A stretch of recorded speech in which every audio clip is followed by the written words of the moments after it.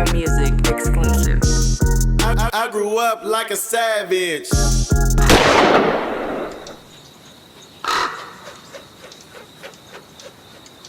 I think he liked you too, because I looked in hella scenes. That nigga didn't leave. You know how nigga get that cameo and get up out of there? That nigga was chilling. Yeah, that's why he was in that video. Yeah. Something that recently speaking of that, like, you know, crushes and liking people, and I heard you say recently, like, you've been letting us inside a little more, and you spoke about your sexuality, and you said you like spirits. I've been saying that from day one. I just feel like people always wanted to know who the fuck I was fucking, and I just feel like it ain't these niggas that you think I'm fucking. Right. It was never a secret. It was multiple people that's actually in the industry that I actually talked to. Right. Big people, but it's just not your fucking business. Yeah. That's all it really was. Do you like industry niggas? Who? Or women? Fuck no. People in the industry, period. Fuck no. But I've had my, you gotta think about it. I'm fly. I'm jiggy. Like, motherfuckers gonna press me. So it's not like I haven't had my encounters, but as far as me actually being with people, when I came into the game, I was in this very serious relationship. I left it. Then I was in a fucking terrible relationship. Then I was in another relationship just recently for like 5 years. Okay. Now I'm back, getting jiggy, fucking around. Yeah. So it's like, that's really what it was. I take relationships serious. I think they should be sacred. And I feel like I believe in monogamy. I'm probably one of the last people left that believe in that. I don't feel like just because of my career, I should be an asshole. Give a fuck who I got access to. It's a fucking conversation that me and you had. It's very binding that we gonna commit to each other. So it's like, I'm not finna break this vow of loyalty with you based on who's in front of me. And if I do feel like I'm gonna sway, I'm gonna have a conversation with you. Like, hey, you not particularly doing the things that I think you should be doing, and now I'm finding myself intrigued by this person. I think that's honorable. Hell yeah. Versus me just, such and such right here, I had a crush on this nigga since 1997. Fuck it. Like, I'm not that type of person. So. Right. And I'm not gonna lie. Kamaiyah walking in the room, it's a party. I'm painting a picture. Everybody chilling. Some niggas in here think they big old players, right? But you the motherfucker walking in the room that can knock everybody. You're not wrong though. I'm gonna tell you why, because it's like they don't know what to do. Like, and I feel like a lot of men, that's where their egos get strong with me in entertainment, right? Because it's like, let's say you, as a man, you may find me attractive, but you also know I have the capabilities of getting the same women you can get. Right. That's where the ego gets. Niggas start hating and shit and don't understand why they're hating. It's like, nigga, I'm not even worried about that shit over there. Right. Or you. Right. This is not what I'm here to get fucked up and go home. That's it. Where's the fucking bottle? That's it. What is your relationship with Issa Rae? Because I'm an Insecure fan. Yeah. So. Issa Rae was a fucking huge supporter in the beginning of my career. Yeah. I haven't seen her in a while, but Issa was always, that's my girl. When I heard the song, I jumped up off the couch. Girl. I love Issa. What she did for me is just, I can't even put into words how much I'm grateful for Issa. And it wasn't just Insecure. She had another show called The Sweet Life. When she moved over, she, hey, where that bitch, what she got? So it wasn't like she forgot about me. And I think that's very honorable. Issa never forgets about me. She always be like, what this bitch doing? Yeah, she didn't throw your shit on a lot of stuff. I love Issa Rae. And also, I think it's like, I believe in like pathways and shit. So like, when they did Rap Shit, her other show, when they did the backyard scene in Oakland and then they got robbed, I still thought about you, like, because it takes those characters, it takes the Kamaiyah, the Guap Dad, and the meeting the different people from Oakland to be like, oh, that's what Oakland. You know what? The one thing I don't like about my career is when people do shit here, they don't implement me in the acting side, and I feel like I'm the most Oakland motherfucker out of all these people. I was just about to say none of these niggas done nothing that I've done for Oakland. And they be on all these shows, movies, and shit, and I be like, that's kind of disrespectful. I be trying to, like, literally, he'll tell you, like, when was that, like 3 days ago? I was just trying to DM Ryan Coogler. The nigga ain't got no Instagram. I was just about to say, Ryan, what you doing, Now, I will say, nigga? Boots Riley reached out to me. He's doing a movie right now with Keke Palmer and some other people about some boosters. Okay. I fucked that up because my cousin got shot at Summer Jam, and I didn't turn in my audition tape on time. Okay. So to shoot that at Summer Jam, that was my cousin. So I wasn't even in the space to do my tape. But other than that, I feel like I see these shows. You don't think I be feeling like that? Like, damn, y'all forgot about me. And even with the music side, like, y'all putting all these other motherfuckers, but not the people from Oakland, on the shit. I'm always been like the Oakland staple and representative of Oakland. It don't get no more Oakland than Kamaiyah and Fab, okay? Yeah. It don't get no more Oakland than That's them a two. fact. So I feel like, nigga, y'all ain't giving me the love I deserve on that side, on the acting side, on the blue screen. Kamaiyah, you had a big old check, right? And you went and bought an old Benz. Please explain to the, like, you know what I'm saying? Like, I didn't even understand how much money I had when I had the money, okay? When you get the check, it's just like, all right, I just don't spend too much. So it was like, what do you want? I went and got like a little Gucci backpack. Okay. Then it was like, I just saved my money. The only time I spent my money was really just on the homies, flying somewhere, or niggas going out to eat, furniture for my house. As far as like fancy shit and the nice cars and shit, I didn't realize I could buy that shit or how to buy that shit. I was so fucking young. I remember I was like 22, 23. You give a nigga 250,000, whatever the fuck it was at that time, like, I don't understand what the fuck I'm supposed to do with this shit. Right. But I knew I wasn't supposed to blow it. Shit been too hard to come by. And I always, so in high school, on Mission in Hayward, I don't know if you know where it's at. It's like right before you get to Hayward, it's like a fucking big lot, it's a Jack in the Box, and it's like some car lots and shit. It was always this Benz, and I always wanted it. This is from when I'm like 14. When I got the money, I said, I'm going to get this fucking Benz. I looked on Craigslist, whatever, I found one. It was actually one in Vallejo down the hill from my mama's house. I went down the hill, paid cash, bought the car. I knew that's Put what that it bitch was. in my mama's name. I said, I done had no license, nothing. All my shit was in suspension, but I had the money. I said, I'm putting this car in. You still got that car, huh? Nah, my brother just sold it like 3 years ago. Oh, because I'm about to buy another one, though. I thought I seen I've a been thinking recent about it. picture of you buy one or something. Nah, so I shot a video, and a nigga brung one. I was like, nigga, you making me want to get my car again. Yeah. I'm like, everybody gonna see this video and think it's mine. Yeah. I passed by Benz Burgers one day, too, and seen you standing in the back of a Cybertruck. Oh, yeah, that was just recently. Like, I just was random. I'm like, is that Kamaiyah? Yeah, I was shooting the video. You know, but that type of shit make me happy. You know what I'm saying? Like, I get a kick out of That's shit funny like as hell, because we just be out there not even noticing. Motherfuckers see you, bitch. You think you hella invisible and shit. Like, bitch, you can buy it. But I would love to see you in your acting bag, actually. Nah, I've been trying to get there, but I just don't feel like niggas even... I don't know if it's, they don't think to or they don't know who to reach out to. But either way it goes, I'm open for the opportunities because I feel like I'm a lot like Tupac, and I'm reminiscent of that energy. So it's like, nigga, give me a shot, bitch. I think I can wing this shit. Yeah, for sure. Is there any, like, you know, we get older, right? Yeah. And when we young, because it's not just in your career that you happen to be a celebrity, but we, I think, sometimes have a way of trying to figure out and navigate friendship, right? Yeah. And outgrowing people, because Yeah. I've outgrown people Yeah. like a motherfucker. You know what I'm saying? What is that like for you? Because for even some of my friends, some in the NBA that I know, some people that just, you know, like celebrity shit, real celebrity shit, right? You can outgrow that person if you was working, Kamaiyah working security, then it'd be just what it is. But because you're a celebrity, people, to justify it in their mind, they say, oh, it's because. Nah. You know what I mean? And it's like, nigga, you still doing the same shit. Yeah. Like, Nah, I feel like I'm dealing with that currently with some people. I just feel like where I'm about to go and where you are, it ain't aligning. So either you meet me where I'm at, you're going to get left where you are. And that's okay. And nobody should feel no type of way on each party because it's like you go through these phases in your life, I feel like cycles. Every 7 to 8 years, you become a different version of yourself. And you have to embrace it. If you fight it, then you just going to stay. You know what I'm saying? So I feel like a lot of people, they get to this point where they going nowhere fast, and I don't want to be around you because I'm going somewhere quicker than you think I will. So it's like, I'm not going to sit in the quicksand with you and let you go down. yeah. You can go down by yourself. I can reach your hand out and try to pull you up, but you're going to pull me down with you, so I'm not about to get in the quicksand with you. Did you find yourself trying to compensate or even make a job for people like shit? Fuck no. You never did that? No.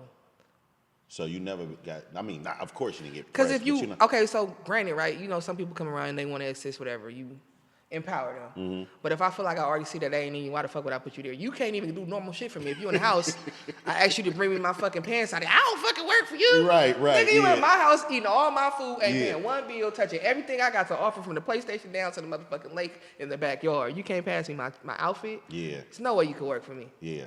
You know what I'm saying? That's nah, how I I look feel at that. I feel that. But for the most part, I still see you with a lot of people you fucked with. You know what Nah, I'm saying, because from the everybody is beginning. family. That's what I'm saying. It's not even from the hoochies. Yeah. Nobody will ever say anything bad about me because one thing about me in my heart, niggas know I'm real big on loyalty and respect. Just because you don't see us with each other like that, you got to think of the hoochies got kids now. It's different shit. But if we see each other, it's going to be the same shit. There's no disrespect. There's no love lost. It's just we just ain't in the same place in life. Motherfuckers can't just be running around every day doing anything and being reckless like 20-year-old kids. That's what we were. We waking up every day eating chicken strips, drinking champagne. That is fucking crazy. But that's what we was at our life at that time. You know, it was just a different time. Yeah. No, that's real shit. And things people didn't know. Well, from your friendships and people you know, we still got a big Drake song. Yeah. Yeah. Yeah, you know what I'm saying? Out of a friendship, shit that you're like a connector. People Yeah. come around you and you know Yeah. what I'm saying? They meet and like I guess to I always say this. I don't like meeting people through certain people that's like I don't like meeting people through a chicken shit nigga. Yeah. Because they like, he gotta be chicken shit. He fuck with him. Like, it's no way he cool. So if you introducing, it's like, yeah, well, you know, Kamaiyah vouch for you. You gotta be straight. Yeah. You know what I'm saying? What does the future hold for Kamaiyah? Oh, before I get to that, like I say, I pay attention to everything you do. You might be in my Google stalker. alerts. But you know, because I got to pop my shit. When people say something, I got to have my defense ready. Yeah. Like, man, you know, I check niggas. Yeah. So, the headscarf in the airport. That was the stupidest shit ever. Was it a bonnet? It's a bonnet. Mind you, that's when I was doing my first movie audition. Okay. It's called like Beast or something on Netflix. They ended up giving it to Dreezy. Okay. But I knew I wasn't going to get it because it was based on a female rapper from Chicago. But I just wanted to go meet Tasha Smith and the people doing it.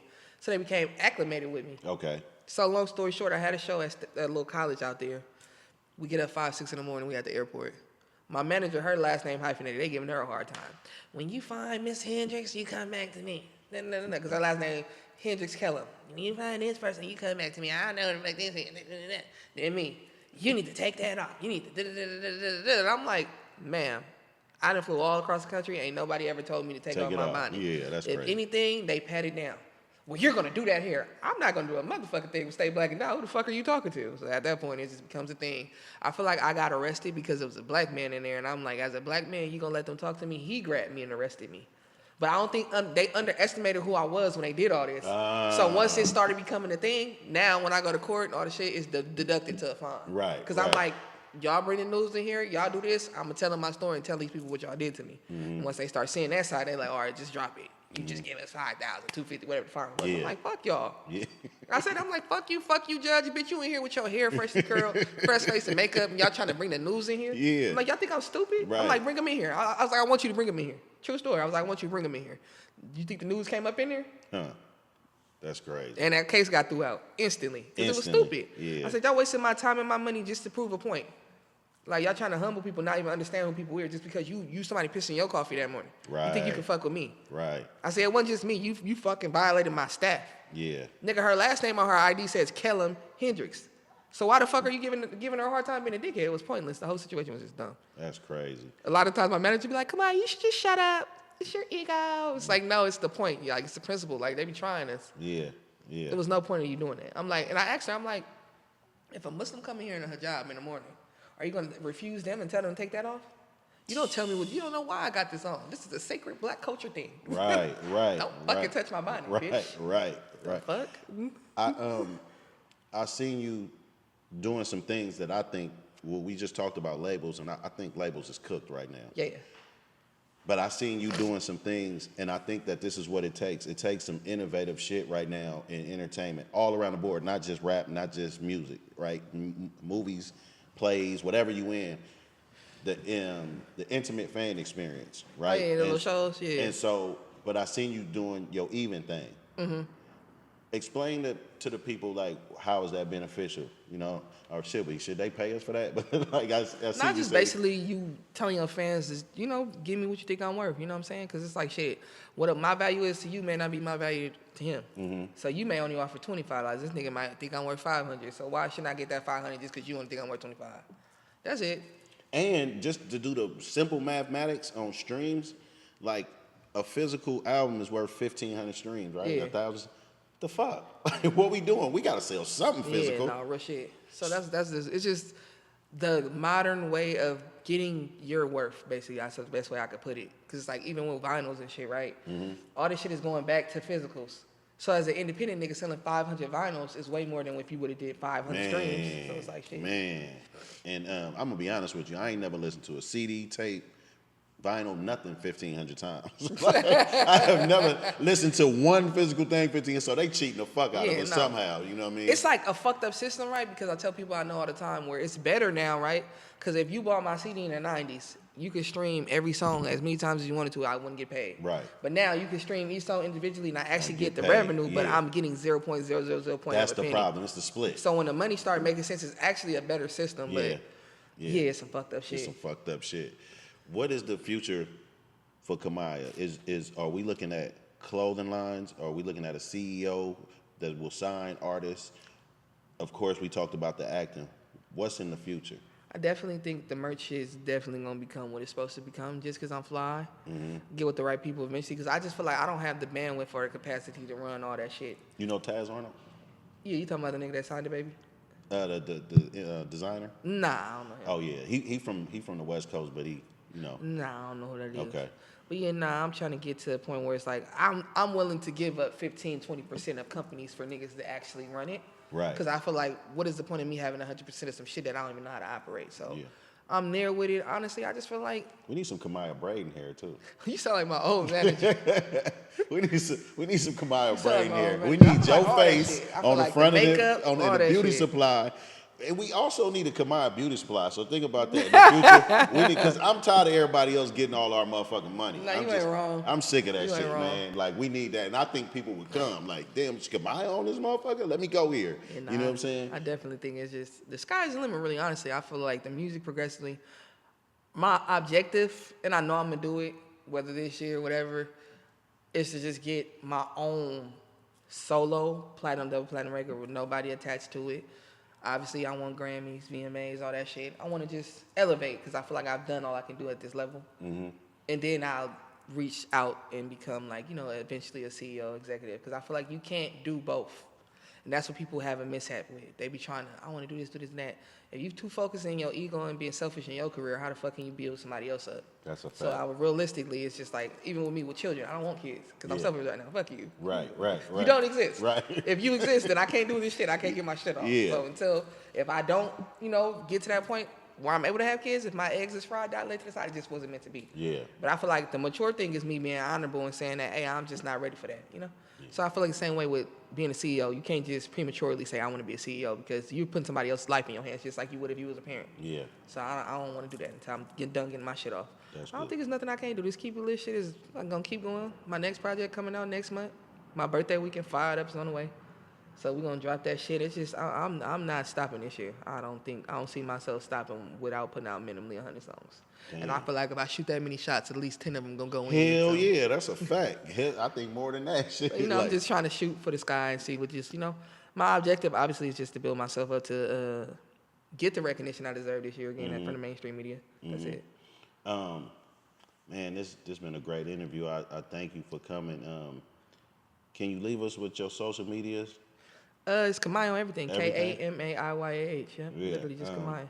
And I want to give a shout out to a family member of yours. Shout out to Regina, my motherfucking dog. You know what Out of I'm all the cousins. saying? Shout out to my, but you know, if I know her, we tied in on some gangster shit. You know what I'm saying? I told her and her nigga like Ghost and Tasha. Yeah. Some different shit going on with Yeah, this. that's my dog, man, for a long time. You know what I'm saying? We done been through some shit. I love her. And rest in peace to Marcus. You know, Yes, we yes, have sir. Money Day every year. Yeah. So, you know, I put that on for the hood and in his memory. You know what I'm saying? That was Yeah. her dog too. You know Yeah, what I I'm already saying? know. And we did it, Regina. We got it. You know what I'm saying? Because she just kept saying, "Oh, well, you gotta get it. You gotta get." I said, "Nah, in due time, it's gonna come." You know what's crazy about my family? They ain't gonna say shit. So she Yeah. telling you that, like, nigga, you gotta get it. 'Cause Yeah. I'm not gonna tell her shit. I already know. I know how it is. But you know, shit happens in due time. Yeah, you know what no. I'm saying? And you know, for me, like this is a bucket list interview because for me, it has nothing to do with me or this show or nothing. It has something to do again with storytelling. It has something to do with another nigga from Oakland just sitting here with you, like, God damn, you made it. You know what I'm saying? Like you did it. I Like don't feel like I made it. like if I feel like you- I'm making it. You're making it, but Getting by. I just want to let you know that you've reached. I mean, and you do know this. You've reached plateaus. We said this. There's no female rapper in our circumference. The last female rapper that I think was coming as hard is not even from the Bay, which is Marvelous. You know what I'm saying? Back in the day, she was with SIBO. She was Yeah. coming hard. You know what I'm Yeah. saying? She probably went gold. You the only nigga I know who mentioned her besides my producer, Keezy. Keezy swear by that sound. He love the Seabos. All that SIBO. All that yeah. underground yeah. shit. He love that shit. Yeah. But you give niggas that feeling. You know what I'm saying? And whether it's intentional or not, because I just think that's who you are. Like one moment you on the song, you T-Boz. You know what I'm saying? The next song, you Missy. You know what I'm saying? It's like you don't have you can't box you in. Yeah. You know what I'm saying? And I love that shit. So again, I like to thank you for just coming to fuck with me. You know what I'm saying? And I'm Lord Rab on everything. We know Vultures on everything. We gone. Stay all blue. They all blue. I'm just trying to stay racked up like you. Put an 8 in a 1 and do magic. Tryna stretch hair on like elastic. Eco-friendly drug dealer, I don't waste no plastic. Use all 4 corners of that baggie. All I ever wanted was a bankroll. So I pull up on Champ before the bank close. Say no to stank hoes and stank clothes. No paramedic pimpin', nigga, we don't save hoes. Yeah, rest in peace to Lil' M. My